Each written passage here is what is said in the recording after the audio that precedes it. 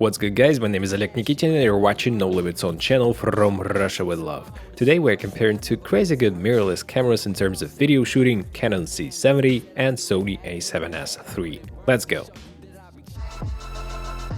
My friend and fellow filmmaker Vitaly bought Canon C70 a couple of weeks ago and he used Sony a7s III before, and for quite a while, so he definitely feels the difference between those two cameras, and later on in the video he'll share his thoughts and opinions on these cameras in a small interview. But first let's talk about the cameras themselves and take a look at image comparisons in different aspects. By the way, we have one more great video with Vitaly about Ronin RS2, so I'll leave a link down below. Canon C70 has 8MP Super 35 sensor, but we was using the Viltrox speed booster with 0.71x adapter from Canon RF to Canon EF, and we were using Canon EF lenses. Since my friend and owner of C70 Vitaly doesn't have native RF lenses yet. Sony a7s III on the other hand has a full-frame 12MP sensor. It's important to mention that with a speed booster, it may be Viltrox or native RF to EF speed booster from Canon for $600,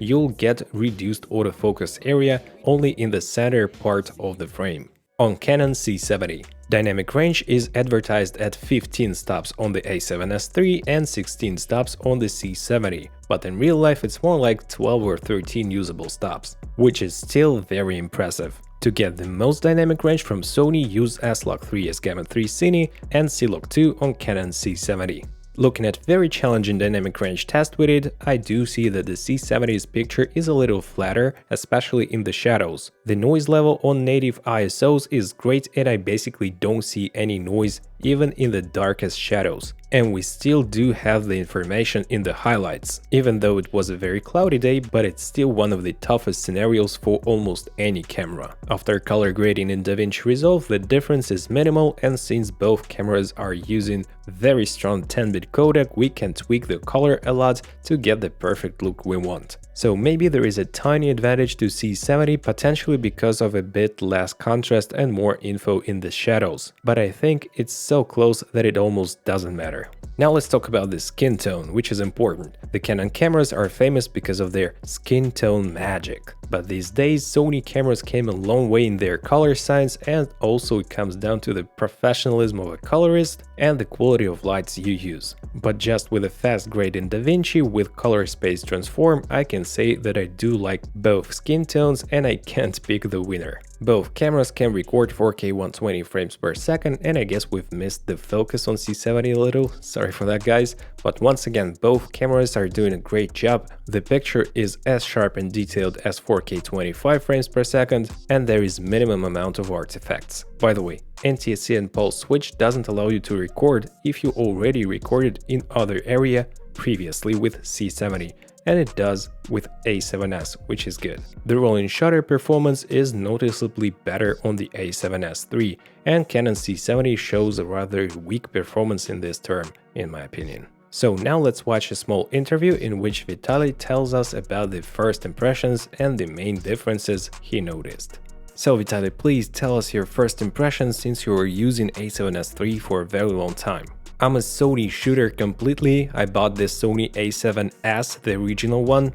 I also had Sony FS5, Sony a7s II and a7s III right now, and to be honest, I'm a little tired of this Sony image quality and image itself. And I also shoot a lot of commercials with Red cameras and Alexa cameras, and I need something more cinematic. I wanted something new experience. I'm a little tired of Sony cameras, to be honest. That is why I bought the Canon C70 with very good reviews from my fellow filmmakers. And speaking about first impressions, the best is the picture quality. It really looks different than the Sony picture, even when you look at the monitor of your camera, and a lot of great tools and features that Sony photo cameras lack. I had Sony FS5 and it also didn't have a lot of those features. like waveform, false color, and really good focus picking. And also a much better screen, built-in screen, which really makes me happier. And also the battery life is great. The small battery, BP30, holds up for around 3 hours. And the thing I've missed the most in photo cameras is the weight. I was rigging my cameras a lot, making it heavier, like monitors and pocket rig to the bottom of my camera, to reduce this ugly DSLR shakiness, small shake.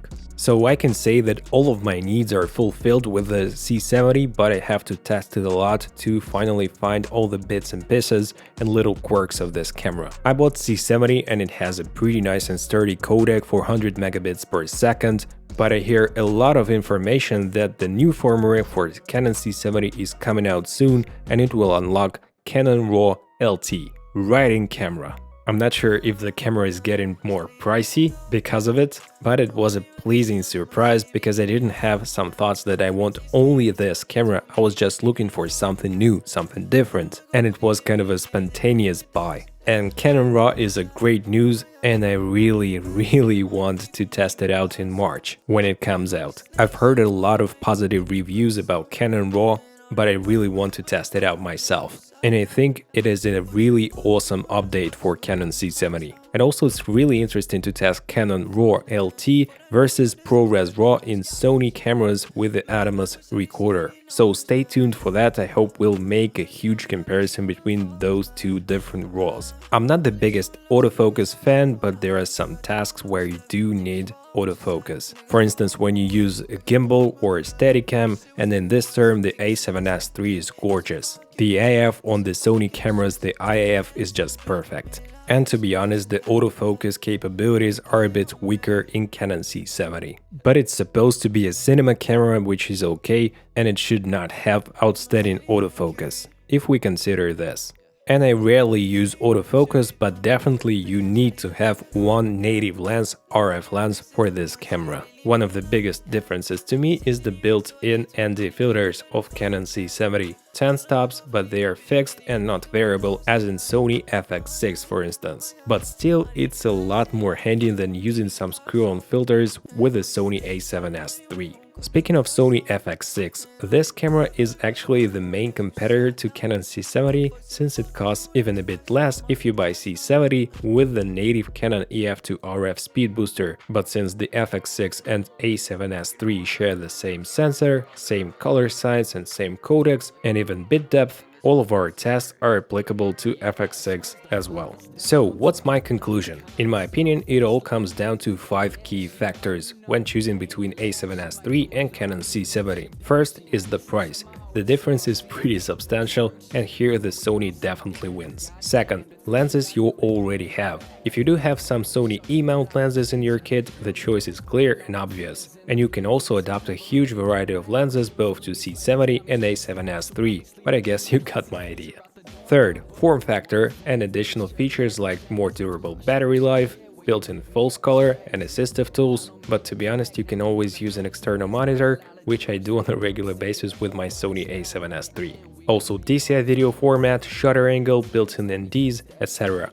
The C70 is a better choice in this case. Fourth, autofocus. The Sony's IAF is crazy good and it outperforms C70's AF even with the native RF lenses, and especially when you adopt those lenses with a speed booster. So if you do care about AF and you use it on a regular basis, Sony is leading here.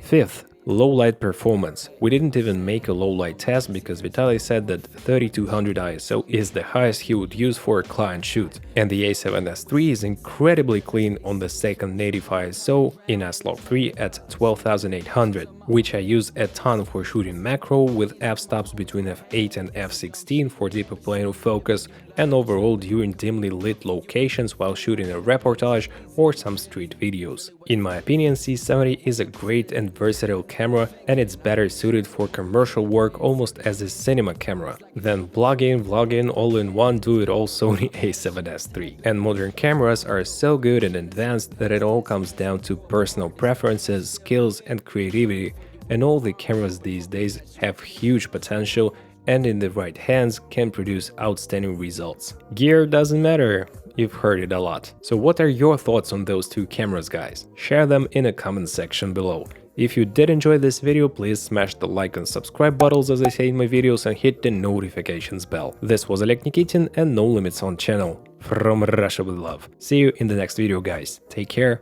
Bye.